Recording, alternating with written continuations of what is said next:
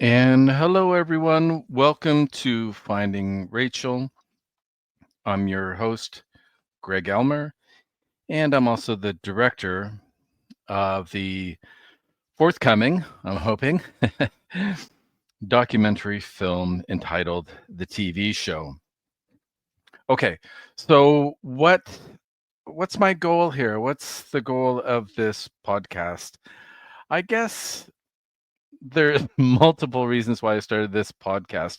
I think the first reason why is, well, first I wanted to keep the participants I wanted to keep the people who agreed to collaborate with me on the documentary up to date, people I interviewed. Of course, Rachel and Sue Williams, the principal subjects of the film. I wanted to I wanted a vehicle, I wanted a medium that I could share to keep people, as I said, up to date on the progress of the film. So that's kind of a simple rationale. I thought I was going to do a newsletter, but that turns out to be remarkably difficult, and I feared very spam like. I want people to be able to kind of opt in. I didn't want there to be any bad feelings around multiple inbox notices from some spammy online newsletter company. So and it also seemed to be an easier format to fit onto my webpage as well. So here I am. This is episode 1, and I thought I would start by just talking a little bit about the backstory to this documentary film. So I've just come back. This is quite timely for me, and episode 1 comes at a time now right at the beginning of the post-production process. So I arrived back home yesterday, November the 11th of 2024, with a bunch of hard drives in my luggage that I was very nervous about, but all seems to be good. Multiple backups of the film, um, and many ideas, many concerns, many anxieties kind of running through my head, right? So perhaps this is a way for me to work through some of those issues myself as a director, as a writer, as someone who's organizing a large team of people to put together what is always a very collaborative process. So again, that's another reason. So anyways, but let's put all that aside for now by way of introduction. I want to talk about the topic of the film, and the film is called The TV Show. And the film focuses on a YouTube stream, a YouTube show that's called Rachel's Ghost. So feel free to Google that and check it out. And it's a show that I found my way to, I'm going to say, about 6 to 8 months ago. I think, like a lot of folks during COVID, we were shut in. Um, we were perhaps on the internet a little bit more than we normally are. We were looking for ways of connecting. We were looking for ways of being entertained, of being informed, perhaps taking away some of the anxieties and uncertainties around the pandemic. So over the pandemic, I kind of got back into collecting vinyl, or perhaps I should say, kind of accelerated my interest in collecting records and collecting vinyl records. And then I noticed there were quite a few people on YouTube who talked about this process, who had audiences, who had friends and acquaintances that they would meet online, and they would just share ideas, share questions, share recent purchases. And I thought that was just kind of an interesting phenomenon, and kind of helped me in a personal sense kind of get to know why I was why I was collecting records, and what was good, and and perhaps what was not. So that was kind of during the pandemic, and I think through that process of me finding these different channels that talk about record collecting, I kept on hearing this name again, and people would always refer to this name, and that is Rachel, um, in curious ways, right? So I guess this is why I'm calling the podcast "Finding Rachel." It's particularly germane for this first episode, um, because again, I just kept on hearing it from one show to another, not just on the same YouTube show or stream, but from multiple ones. There would always be a quick aside by someone online saying, "Yeah, but that's for Rachel's show," or "I've heard that's what happens on Rachel's show," or "Let's not talk about those kinds of things. Um, that's for Rachel's show." So there's this kind of liminality that was being invoked. There was this kind of abject topics or questionable topics or politically charged topics, sensitive topics that seem to be going on and reserved for, if you will, almost for this stream from this enigmatic, unknowns to me person called Rachel. So finally, after doing some digging around, I found the Rachel's Ghost stream, or as she calls it, the TV show. So there's a few things going on here just to kind of unpack it, right? Just to make sure that everyone's not as confused as I am. So this is a podcast that I've called Finding Rachel. Okay, and it's a podcast about a documentary that I'm making that's called The TV Show. All right, is everyone following here? And then the documentary is focused on this YouTube show called Rachel's Ghost. Okay, so hopefully everyone, don't worry. There will be no exam at the end of this podcast, which hopefully is going to end soon. Anyway, so that's a very quick backstory. And so this would be my fourth documentary film. I have some small little projects that I've done here and there, but in terms of coherent, sustained, I think engaging films, this would be funded as well. Funded films. This would be my fourth documentary film. Each one of them has been very different. They've all touched on some question of politics. I guess that's a theme that I tend to come back to. And this topic, this Rachel's Ghost TV channel on YouTube is no different. What struck me about it was that it was difficult to understand. So, and there were many different things that were going on this channel. There were layers upon layers of social and perhaps technological dynamics that were going on in this channel. And so I think the way in which I approached this particular film, more so than in any of my past films, was to simply try to answer that simple question, or I'm hoping to. This is just started the post-production process to answer that question. What is going on this show? Because it wasn't a simple, hey, check out this new album I bought, or hey, here's where you can get a good deal for records, all these other kinds of things that I was seeing online. This was a show that was engaging in different forms of communication, was I thought very contradictory in the sense that it was very welcoming, yet at times could be quite divisive, and there could be some what you would call kind of shaming or bullying to an extent as well. And so I wasn't quite sure how to understand all of this. Yet at the same time, in my own work, I've studied politics, political campaigns, and to a lesser extent, political behavior. But I think what we're seeing here on Rachel's Ghost is something altogether different, right? Something that at once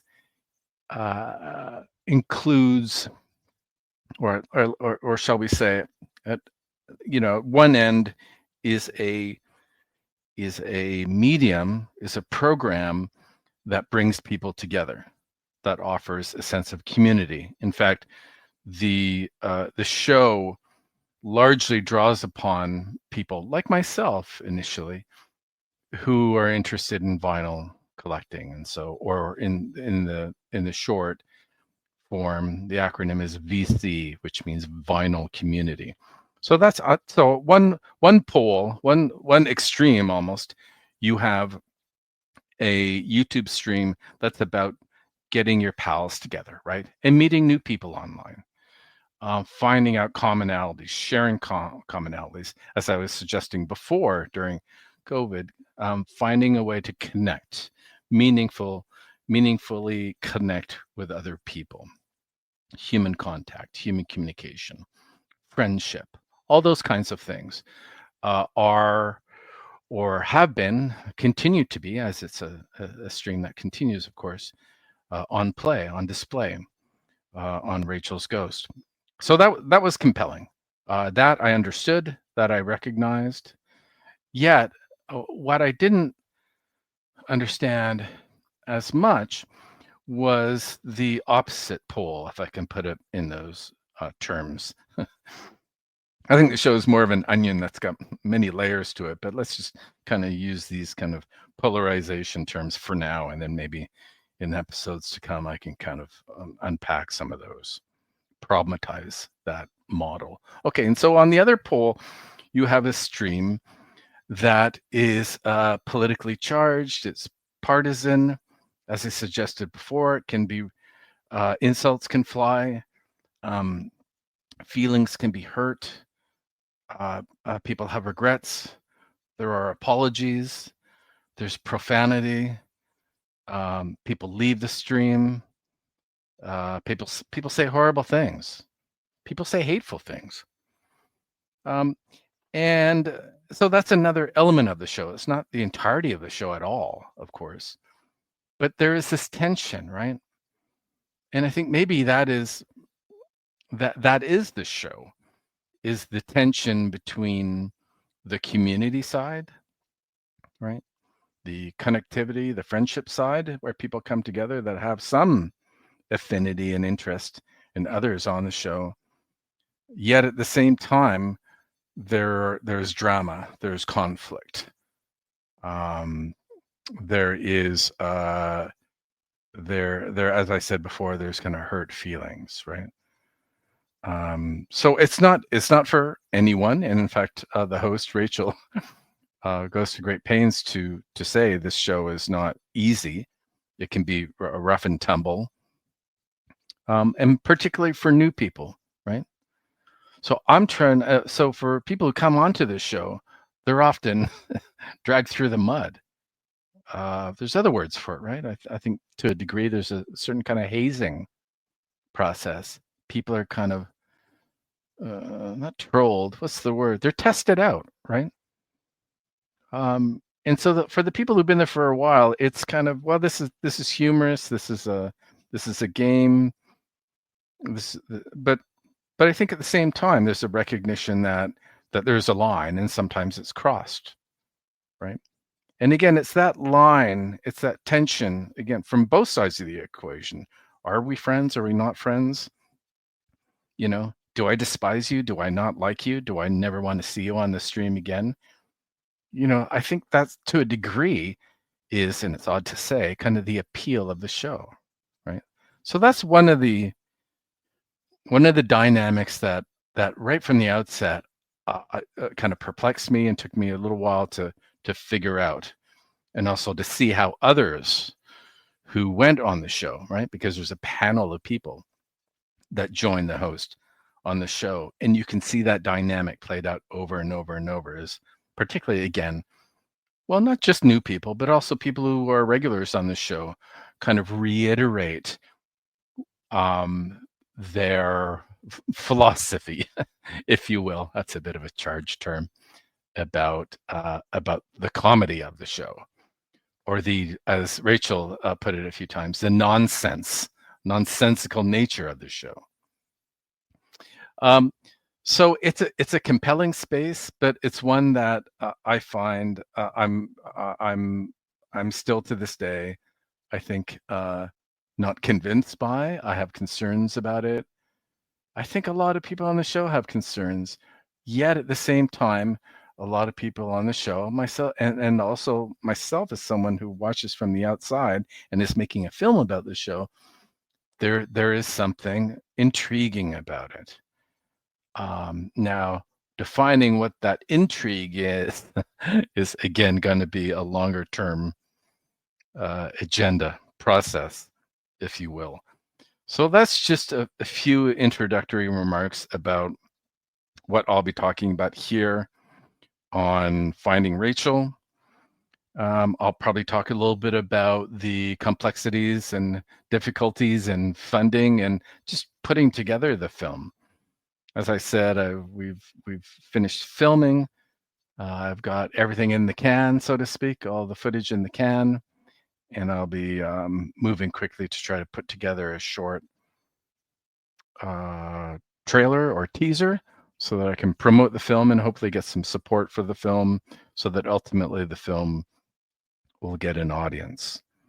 But this is not it is a popular format, but I don't think the YouTube stream has really entered into the mainstream consciousness yet. So that's part of what I want to do with this film. Another thing I want to do with this film is question the limits of political differences.